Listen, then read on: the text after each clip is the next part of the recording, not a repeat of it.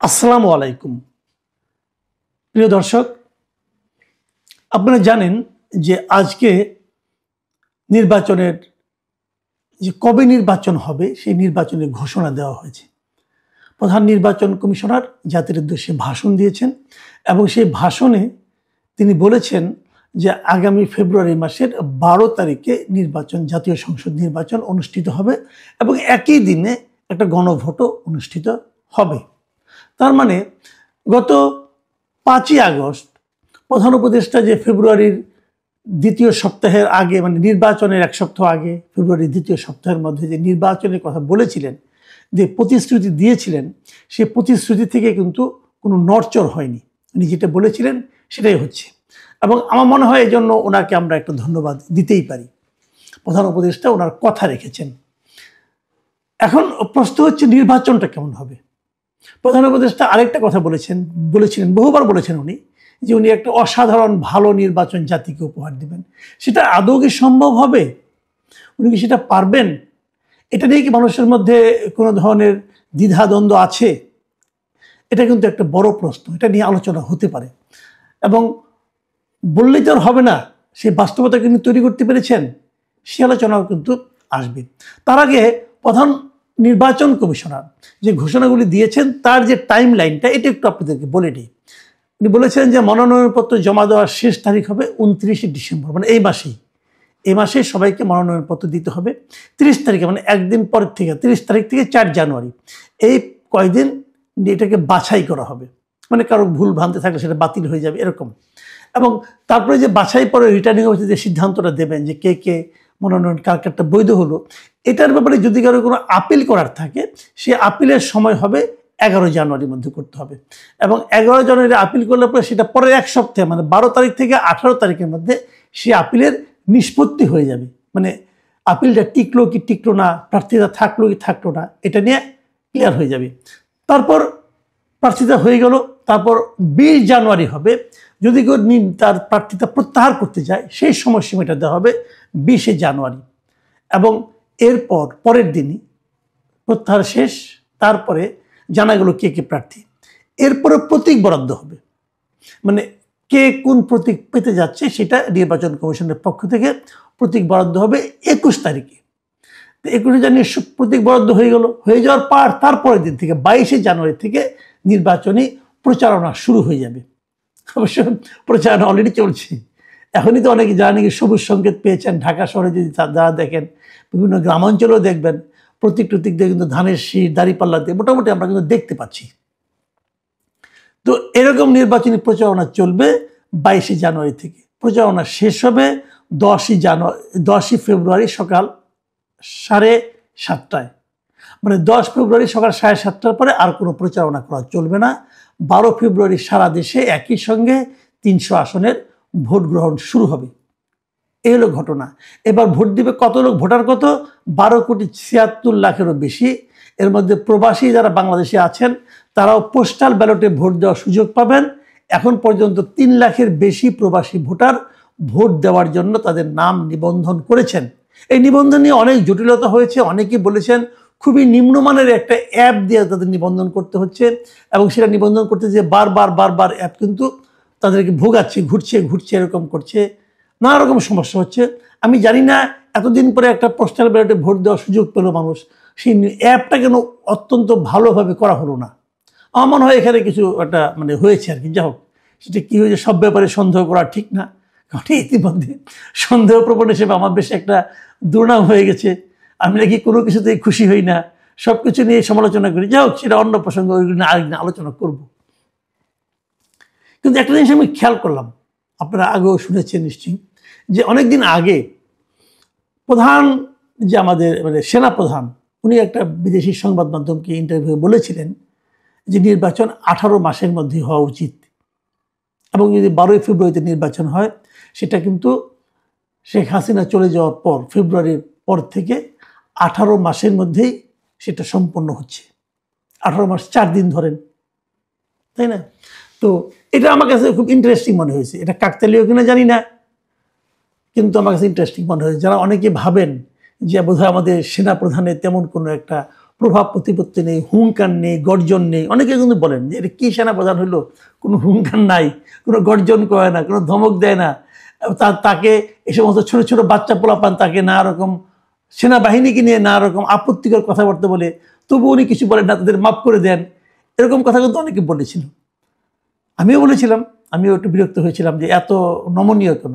কিন্তু এখন আমার কেন যেন মনে হচ্ছে এই যে 18 মাসের মধ্যে নির্বাচন হতে পারা, এর পিছনে কিন্তু সেনাবাহিনীর একটা ভূমিকা আছে। এবং তারা প্রথমে একবার বলেছিল, বারবার বলেনি, একবার বলেছে, এবং সেটাই আসলে বাস্তবায়িত হচ্ছে। এটা ইতিবাচক না নেতিবাচক, ভালো কি মন্দ, এই আলোচনায় আমি যাচ্ছি না, কিন্তু আমি এই জাস্টখালি একটু মিলিয়ে দেখলাম। এটাকে আপনারা কাকতালীয় মনে করতে পারেন অথবা স্বাভাবিকও মনে করতে পারেন। এখন অনেকে বলবেন যে না, সেনাবাহিনীর ব্যাপারটা না, ব্যাপারটা হলো যে জুন মাসে যে তারেক রহমানের সঙ্গে লন্ডনে বৈঠক হলো, সেই বৈঠকেই তো বলা হয়েছিল রমজানের 1 সপ্তাহ আগেই নির্বাচন হবে, হয়তো সেখান থেকেও হয়েছে, হতে পারে, সেটাও হতে পারে। কিন্তু আমার কাছে আগে যেটা বললাম সেটাই বেশি গ্রহণযোগ্য মনে হচ্ছে। এখন প্রশ্ন হচ্ছে যে নির্বাচনটা কিভাবে হবে না হবে। আপনার মনে আছে গত 13ই নভেম্বর প্রধান উপদেষ্টা ঘোষণা দিয়েছিলেন যে জুলাই জাতীয় সনদ বাস্তবায়নের জন্য গণভোট ও জাতীয় সংসদ নির্বাচন একই সঙ্গে হবে। এটা কিন্তু প্রধান উপদেষ্টা বলেছিলেন। তার মানে গণভোটটা হচ্ছে জুলাই জাতীয় সনদের বাস্তবায়নের জন্য। আচ্ছা, একটা প্রশ্ন আমি ফাঁকি করে নিই, আমি নিজেও কনফিউজ, আমি বুঝতেই পারছি না এটা সত্য কিনা। আপনারা কি জানেন এই যে জুলাই জাতীয় সনদ, যার জন্য নাকি সবচেয়ে বেশি ব্যতিব্যস্ত, উদ্গ্রীব এবং আগ্রহী ছিল এনসিপি, সেই এনসিপি কি জুলাই জাতীয় সনদে স্বাক্ষর করেছে? আমি কিন্তু যদ্দূর পত্রপত্রিকা দেখেছি, আমার কখনো চোখে পড়ে নাই। তো ওরা স্বাক্ষর করলো না কেন? ওরাই যে সবচেয়ে আগ্রহী ছিল, আগ্রহী, বিপ্লবী, না হলে হ্যান করবো ত্যান করবো। ওনারা কি স্বাক্ষর করেছিল আদৌ? কোনো খবর আপনারা দেখেছেন? তাহলে আমার চোখে পড়লো না কেন? আমি কোনো খবরটা মনে রাখি না নাকি? আমি ঠিক বুঝতে পারছি না। আমার কাছে অবিশ্বাস্য লাগছে, কিন্তু আমাকে সত্যি অবিশ্বাস্য লাগছে যে তারা কি তারাই যেটা চাইলো, তাদের দাবির জন্য যেটা হলো, সেটাতে তারাই স্বাক্ষর করলো না। এর মধ্যে তো অনেক কিছু হয়ে গেছে। অনেকে স্বাক্ষর করেছে, আপত্তি করেছে, তারপর স্বাক্ষরটা করেছে, এটা তো স্বাক্ষরও করে নাই।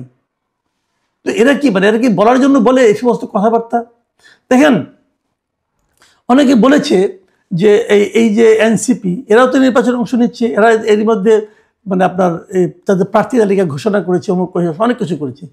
ইন্টারেস্টিং হলো তাদের সঙ্গে কি তাদের যে আগের সহযোগী যারা ছিল, দুজন যে আপনার মন্ত্রী উপদেষ্টা হিসেবে ছিল, আসিফ মাহমুদ সজীব ভুঁইয়া এবং মাহফুজ আলম, তারা কি এনসিপির মাধ্যমে নির্বাচনে অংশ নেবে? এটা কিন্তু ওই দুজন এখন একদম একবারের জন্য বলে নাই।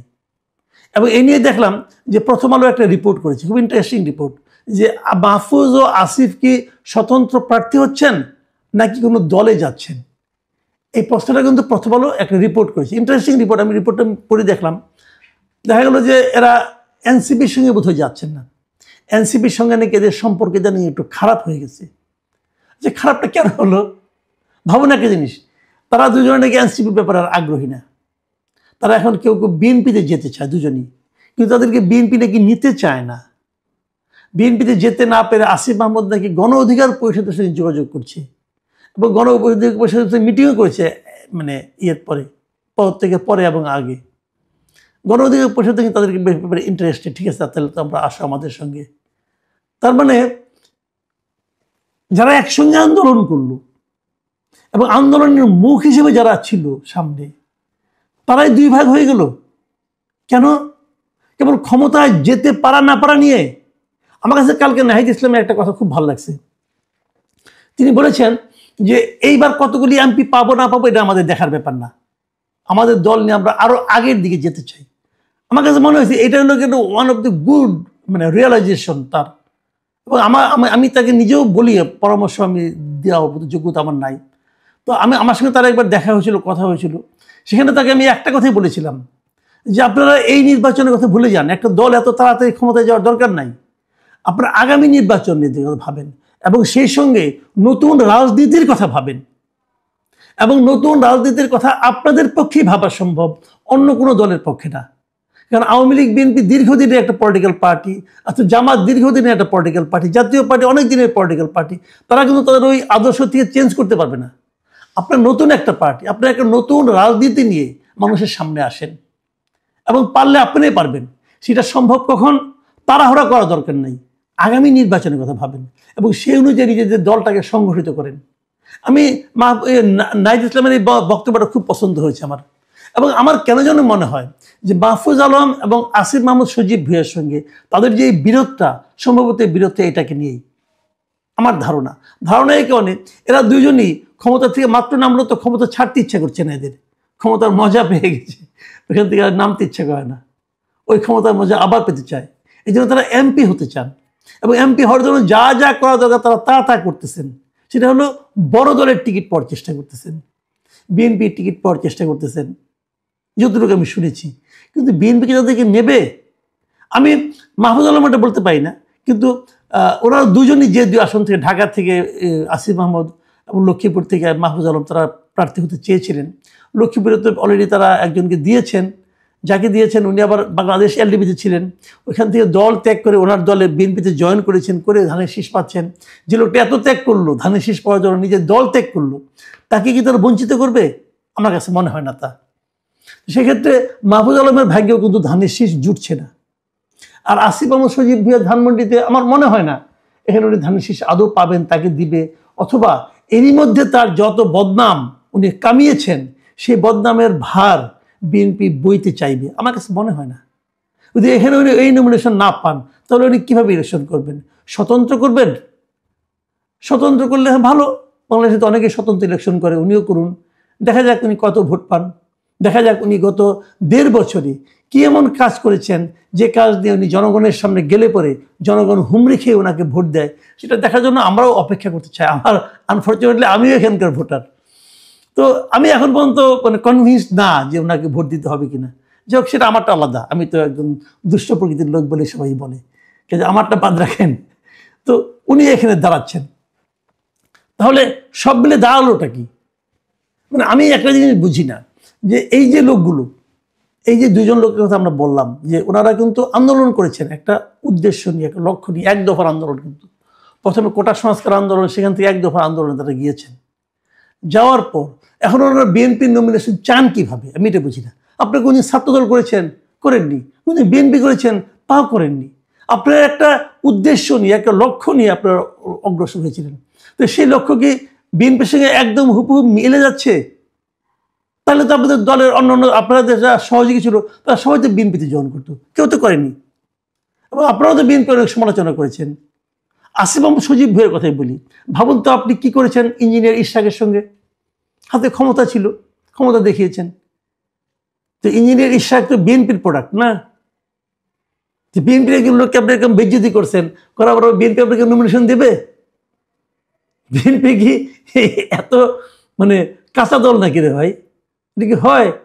হয় না। তো আপনারা তো বিএনপিতে যেতে যাচ্ছেন কেন? আপনাদের কাছে আদর্শের কোনো মূল্য নাই আসলে। আপনারা প্রমাণ করেছেন আপনাদের কাছে আদর্শ মুখ্য না, মুখ্য হলো ক্ষমতায় যাওয়া, এবং ক্ষমতায় যাওয়াটা মুখ্য বলে আপনাদেরকে এনসিপির সঙ্গে আপনাদের দূরত্ব তৈরি হয়েছে। তো এই বিষয়গুলো কিন্তু আমি মনে করি আমাদের তরুণ সমাজের জন্য একটা শিক্ষা। আমাদের যারা প্রবীণ সমাজ, তারা যখন তরুণদের দিকে তাকাবেন তখনও তারা মনে করবেন এই লোকগুলির কথা, যে তরুণদেরকে দায়িত্ব দিলে পর, অনভিজ্ঞ তরুণদের দায়িত্ব দিলে পর কি হয়, তারা কি করতে পারে। ভালো মানুষই, ভালো চিন্তা, সেটা আসলে যতটুকু দেখায় কেউ, ওইটাই তার মনের চিন্তা কিনা এটা বোঝা যায় যখন তাকে সুযোগটা দেওয়া হয়। তখন একটা সুযোগ পাওয়ার পর যখন সে হুমড়ি খেয়ে অন্য কাজ করতে থাকে, তখন মানুষের একটা উপলব্ধি হয় যে আসলে এদের মধ্যে সেরকম নীতিবোধটা অতটা সক্রিয় না। নীতিবোধের কথা বলা সহজ, কিন্তু নিজের জীবনে সেটা বাস্তবায়ন করা কঠিন। এটাই আসিফ মাহমুদ সজীব ভুঁইয়ারা আরও একবার প্রমাণ করলেন।